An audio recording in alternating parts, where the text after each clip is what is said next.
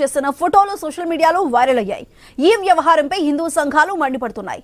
అన్య మతస్థులకు టీటీడీ బోర్డులో ఎలా స్థానం కల్పిస్తారని భక్తులు ప్రశ్నిస్తున్నారు. దర్శన్ను పాలక మండలి నుంచి తొలగించాలంటూ డిమాండ్ చేస్తున్నారు. తిరుమల పవిత్రతను కాపాడాలని కోరుతున్నారు. ఈ వివాదంపై మరింత సమాచారం మా ప్రతినిధి కాంతి అందిస్తారు.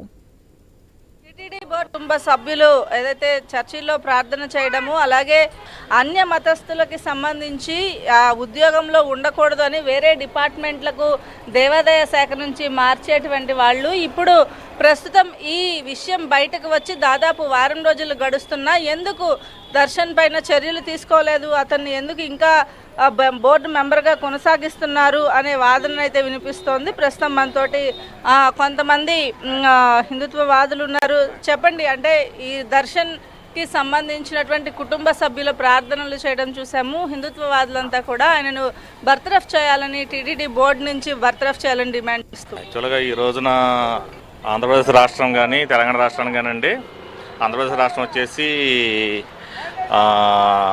దేవాలయ ట్రస్ట్ బోర్డులు ఏదైతే ఉన్నాయో అవన్నీ కూడా రాజకీయ పునరావాస కేంద్రాల కింద మార్పు చెందినాయి అని చెప్పేసి ప్రజలకు ఒక ఉద్దేశం ఉంది. రాష్ట్ర ప్రభుత్వం డిసైడ్ చేసినప్పుడు దాన్ని బట్టే పలానా వాళ్ళు వస్తున్నారని చెప్పేసి తెలుస్తుంది. వాళ్ళ బ్యాక్గ్రౌండ్ ఏంటనేది అప్పుడే తెలుస్తుంది. పలానా మనిషి పలానా పని ఇంత ఇంటెలిజెన్స్ ఉండి వాళ్ళ దగ్గర అన్ని రకాలైన పోలీసు వ్యవస్థ పోలీసు వ్యవస్థ అందుబాటులో ఉండి వాళ్ళు ఎప్పటికప్పుడే ప్రతి ఒక్క వ్యక్తి యొక్క డేటా రాష్ట్ర ప్రభుత్వం దగ్గర ఉంటుంది, అలాగే కేంద్ర ప్రభుత్వం దగ్గర ఉంటుంది. మరి ఏ ఉద్దేశంతో రాష్ట్ర ప్రభుత్వం అలాంటి వాళ్ళను, అంటే వాళ్ళ కుటుంబం కూడా బాధ్యత అవుతుంది కాబట్టి ఒక్క మనిషికి ఆయన బోర్డు మెంబరు, ఆయన కుటుంబం వచ్చేసి చర్చికి వెళ్ళడం అనేది అది సమంజసమైన విషయం అయితే కాదు. దాని మీద రాష్ట్ర ప్రభుత్వం గట్టి చర్యలు తీసుకొని మిగిలిన వారికి కూడా దానికి ఆలంబనంగా ఉంటే బాగుంటుందని నేను భావిస్తున్నాను.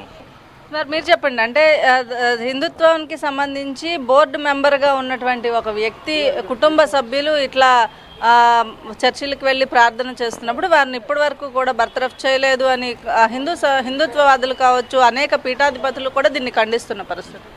ఈరోజు హిందూ సమాజం ఎంత చురుకునైపోయిందంటే, హిందూ సంఘాలు ఎప్పటి నుంచో మేము కోరుకునేది ఒక్కటే, మన ఏదైతే ధార్మిక సంస్థలు ఉన్నాయో, ఇది టీటీడీ కానివ్వండి, దుర్గా టెంపుల్ కానివ్వండి, ఈ టెంపుల్స్లో కంప్లీట్గా ఈ ఆధ్యాత్మిక వ్యక్తుల్ని బోర్డు మెంబర్స్గా కానీ చైర్మన్ కానీ ఉంచాలని చెప్పేసి ఎప్పటి నుంచో కోరుకుంటూ ఉన్నాం. కానీ దురదృష్టవశాత్తు ఈ రాజకీయ పునరావాస కేంద్రాలుగా తయారైందని చెప్పడంలో ఎటువంటి సందేహం లేదు. ఈరోజు వీరు ఏం సందేశం ఇస్తూ ఉన్నారు? ఇప్పుడు వారి దర్శన్ అనే వ్యక్తి ఒక టీటీడీ బోర్డు మెంబర్ అంటే ఆయనకి చాలా సౌకర్యాలు మన హిందూ దేవస్థానం నుంచి కల్పించబడుతున్నాయి. అలాంటప్పుడు వాళ్ళ ఫ్యామిలీ ఎంత నిష్ఠాగరిష్టతో ఉండి 10 మందికి తెలియజేయాలి మన యొక్క గొప్పతనాన్ని. అంతేగాని పక్క మతాన్ని వీళ్ళు ఎలివేట్ చేస్తూ ఉంటే మనం వీళ్ళని ఏమనాలనేది కూడా మాకు అర్థం కాని పరిస్థితిలో ఉంది. ఈరోజు కూటమి ప్రభుత్వం కానివ్వండి, గత ప్రభుత్వం కానివ్వండి, ఈ ప్రభుత్వాలు హిందూ పరిరక్షణ అని చెప్తున్నాయి తప్ప, హిందూ దేవాలయ పరిరక్షణ చెప్తున్నాయి తప్ప, చిత్తశుద్ధి వచ్చేపాటికి శివపూజలు చిత్తశుద్ధి లేని శివపూజలు ఎలా అనే చందంగా వీళ్ళకి చిత్తశుద్ధి అనేది పూర్తిగా కరువైపోయిందండి. ఈరోజు మీరు రాష్ట్రంలో ఏ దేవాలయంలో చూసుకున్నా 500 రూపాయల టికెట్ లేకుండా లేదు. ఎందుకు? ఈరోజు మీరు ఒక టీటీడీ బోర్డు మెంబర్ కానీ టీటీడీ చైర్మన్ మీద కానీ చాలా అభియోగాలు వస్తూ ఉన్నాయి. వాటి మీద ఈ ప్రభుత్వం గత ప్రభుత్వంలో కూడా వచ్చినాయి.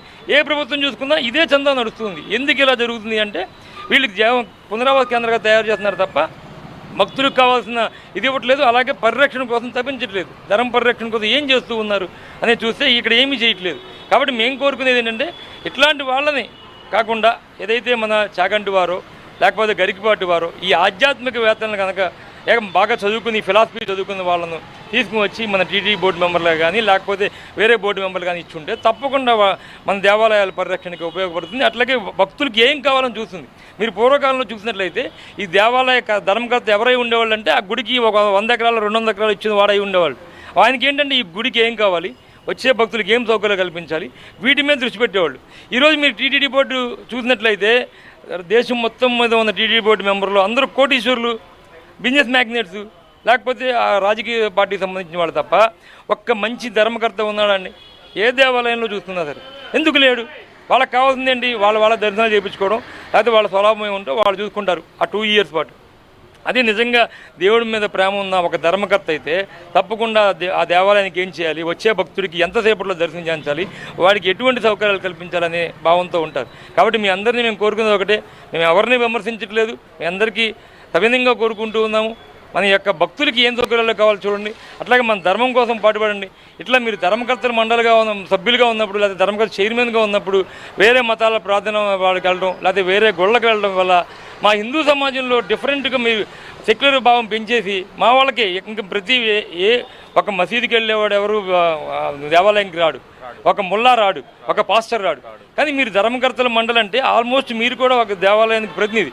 అలాంటప్పుడు మీరు వెళ్ళి మా సమాజానికి ఏం సందేశం ఇస్తున్నారు అనేది మిమ్మల్ని సూటిగా ప్రశ్నిస్తున్నాం. ఎప్పటికైనా మారండి. ధర్మం కోసం, దేశం కోసం మీరు పాటుపడుతున్నప్పుడు తప్పకుండా మీరు చేయాల్సింది మీరు చేయండి. మా యొక్క హిందూ సమాజానికి ఒక మంచి పిలుపు ఇవ్వాల్సిందిగా మిమ్మల్ని అందరూ సవినంగా కోరుకుంటున్నాం. జై హింద్, జై శ్రీరామ్. ఇది మొత్తంగా చూసుకున్నట్లయితే హిందుత్వవాదులంతా కూడా ముక్త కంఠంతో ఎవరైతే ఈ దర్శన్ కుటుంబ సభ్యులు చర్చికి వెళ్ళి ప్రార్థన చేస్తున్న దృశ్యాలు వస్తున్న సమయంలో సోషల్ మీడియాలో హల్చల్ చేస్తున్నాయి.